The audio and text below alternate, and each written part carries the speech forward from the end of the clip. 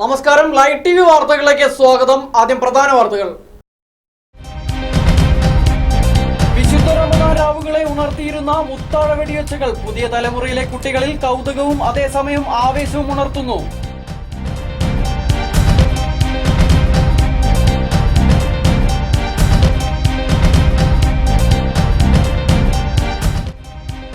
കുട്ടവഞ്ചിയുമായി മൈസൂർ മത്സ്യത്തൊഴിലാളികൾ. പുഴ മത്സ്യത്തിന് വില കുറയുന്നു.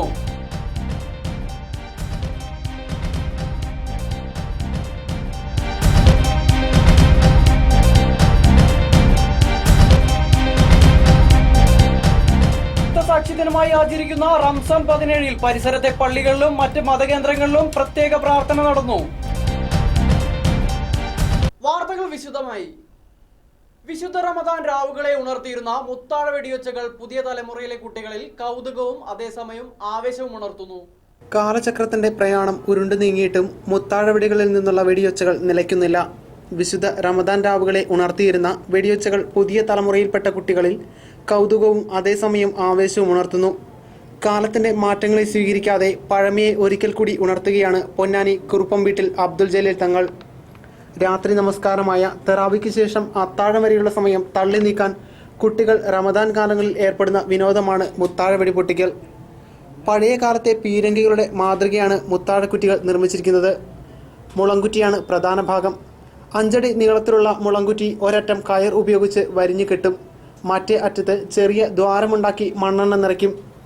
ഇതിലൂടെ വായു നിറച്ച ശേഷം തീ കാണിച്ചാൽ വെടിപൊട്ടുന്ന ശബ്ദത്തിൽ ഒച്ചയുണ്ടാകും.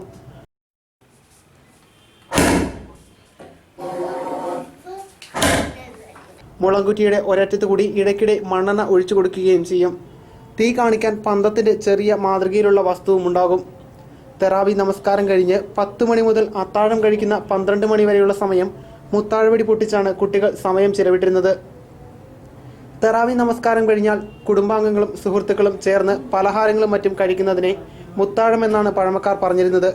ഈ സമയത്ത് നടക്കുന്ന വിനോദമായതിനാലാണ് മുത്താഴവെടിക്ക് ഇങ്ങനെ ഒരു പേര് വന്നത്. Live T V news, Ponnani. Ponnani ദേശീയപാതയിൽ ആര്യൻ നഗറിൽ വാഹനാപകടം. കാറും ഓട്ടോയും തമ്മിൽ കൂട്ടിയിടിച്ചാണ് അപകടമുണ്ടായത്. കുറ്റിപ്പുറം ദേശീയപാതയിൽ പൊന്നാനി ആര്യൻ നഗറിൽ ഓട്ടോയും കാറും അപകടത്തിൽപ്പെട്ട് ദമ്പതിമാർക്ക് പരിക്കേറ്റു. ഇന്ന് വൈകിട്ട് 7 മണിയോടെയായിരുന്നു അപകടം നടന്നത്. തിരൂർ ഭാഗത്തു നിന്ന് അമിത വേഗതയിൽ വന്ന കാർ ഓട്ടോയിൽ ഇടിക്കുകയായിരുന്നു. ഇടിയുടെ ആഘാതത്തിൽ നിയന്ത്രണം വിട്ട ഓട്ടോയിലെ ഡ്രൈവർ അത്ഭുതകരമായി നിസ്സാര പരിക്കുകളോടെ രക്ഷപ്പെട്ടു.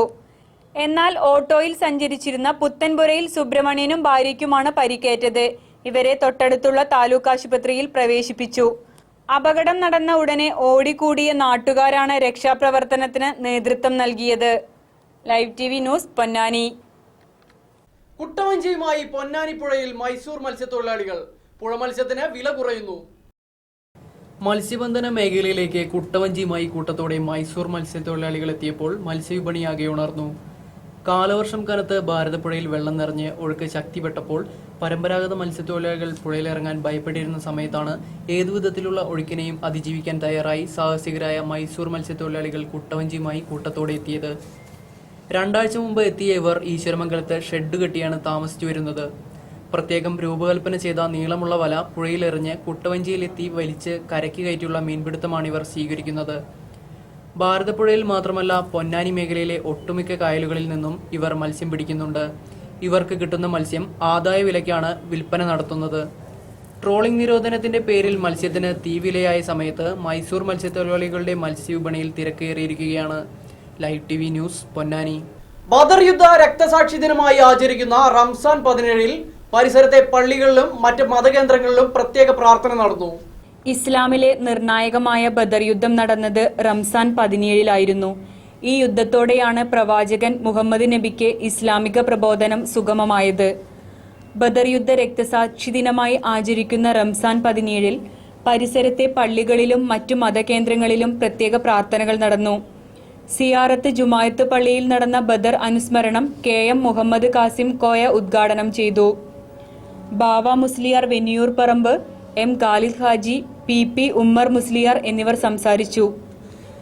ചന്തപ്പടി സുന്നി ജുമായത്ത് പള്ളിയിൽ നടന്ന ബദർ അനുസ്മരണം ഷിഹാബുദ്ദീൻ ഔസാനി ഉദ്ഘാടനം ചെയ്തു. CV മുഹമ്മദ് നവാസ്, K അബ്ദുൽ ഖാദർ എന്നിവർ സംസാരിച്ചു. ടൗൺ മുഹൈദ്ദീൻ ജുമാ മസ്ജിദിൽ മുഹമ്മദ് ഹാജി അധ്യക്ഷത വഹിച്ച അനുസ്മരണ ചടങ്ങിൽ ഇസ്മായിൽ അൻവരി ഉദ്ഘാടനം ചെയ്തു. പ്രാർത്ഥനകളും ദാനധർമ്മങ്ങളുമായി ഇനിയുള്ള ദിവസങ്ങളെ കൂടുതൽ ഭക്തിനിർഭരമാക്കാനുള്ള ഒരുക്കത്തിലാണ് വിശ്വാസികൾ. Live TV news, Ponnani. വാർത്തകൾ തുടരും. ചെറിയ ഒരു ഇടവേളയ്ക്ക് ശേഷം